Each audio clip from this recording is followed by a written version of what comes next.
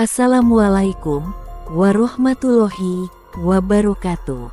Hai sahabat Dunia X dimanapun Anda berada, kali ini Dunia X akan membahas tentang apa saja gerakan yang tidak diperbolehkan saat mengerjakan sholat.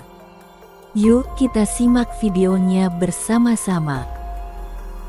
Sholat dengan pahala sempurna merupakan dambaan setiap muslim.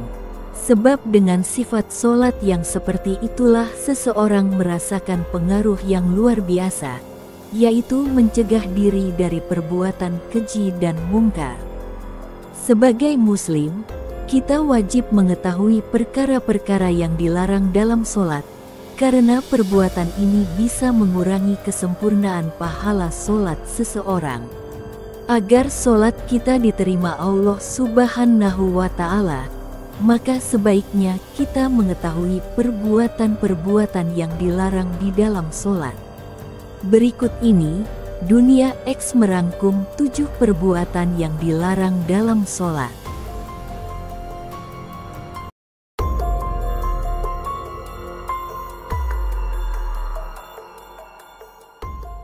Yang pertama, mengarahkan pandangan ke atas.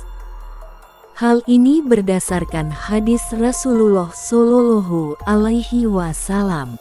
Hendaklah suatu kaum itu memilih berhenti mengarahkan pandangan ke arah langit ketika berdoa di dalam sholat, atau pandangan mereka tidak akan kembali pada mereka.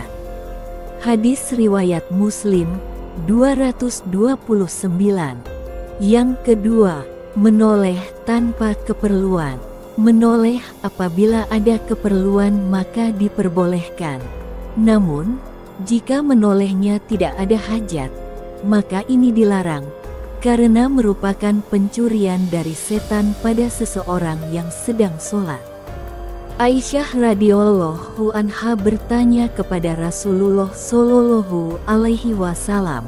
Beliau menjelaskan, itu merupakan bentuk pencurian yang dilakukan setan pada seseorang yang sedang sholat.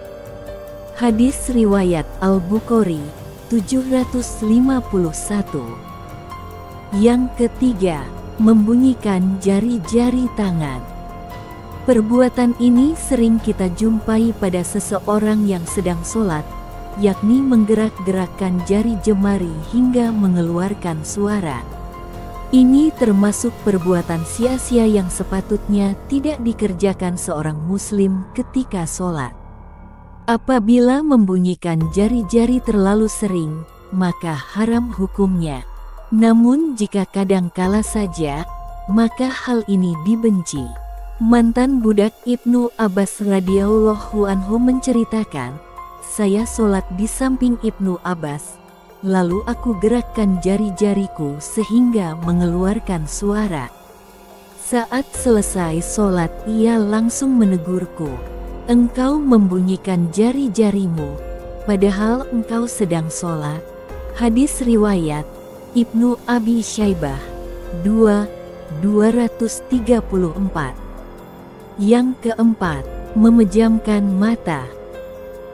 Ibnu Qayyim rahimahullah berkata, bukanlah termasuk petunjuk Nabi Shallallahu Alaihi Wasallam memejamkan mata ketika melaksanakan sholat. Tatkala Rasulullah Shallallahu Alaihi Wasallam sedang melaksanakan sholat, beliau melihat buah yang ada di dalam surga lalu memetiknya. Yang kelima, merapikan baju ketika sujud. Dari Ibnu Abbas radhiyallahu anhu berkata, Nabi Shallallahu Alaihi Wasallam diperintah untuk sujud di atas 7 tulang dan dilarang dari merapikan rambut serta pakaian ketika sholat. Hadis riwayat Al-Bukhari 809. Yang keenam, sujud di atas suatu benda yang tinggi bagi orang yang sakit. Bagi orang yang sakit, apabila masih mampu sujud di atas lantai, maka ia wajib melakukannya. Namun bila ia tidak mampu, maka cukup berisyarat dengan kepala dan tidak wajib baginya meletakkan bantal di waktu sujudnya. Suatu saat Rasulullah Shallallahu Alaihi Wasallam pernah mengunjungi salah seorang sahabat yang sedang sakit. Beliau menjumpainya sedang sholat menghadap sepotong kayu yang ia gunakan untuk meletakkan dahinya. Lalu Rasulullah berisyarat agar ia membuang kayu itu dan mengambil bantalnya. Kemudian Rasulullah bersabda, "Jauhkan bantal tersebut darimu. Jika engkau mampu sujud di atas tanah, maka lakukanlah.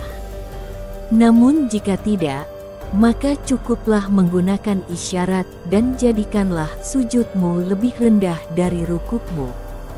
Hadis riwayat At-Tobroni dalam Al-Kabir 12.270. Yang ketujuh, menguap. Hal ini tidak boleh jika dilakukan terus-menerus. Karena apabila kita menguap, hendaknya menahan dengan menutup mulut menggunakan tangan kita, dan tidak membiarkannya terbuka lebar sehingga setan dengan leluasa masuk ke dalamnya. Hal ini berdasarkan hadis Abu Hurairah radhiyallahu anhu, bahwasanya Nabi Shallallahu Alaihi Wasallam bersabda, "Menguap dalam sholat itu dari setan. Maka apabila salah seorang di antara kalian menguap, hendaknya menahan semampunya." Hadis riwayat Al-Bukhari 3289 dan Muslim 2994.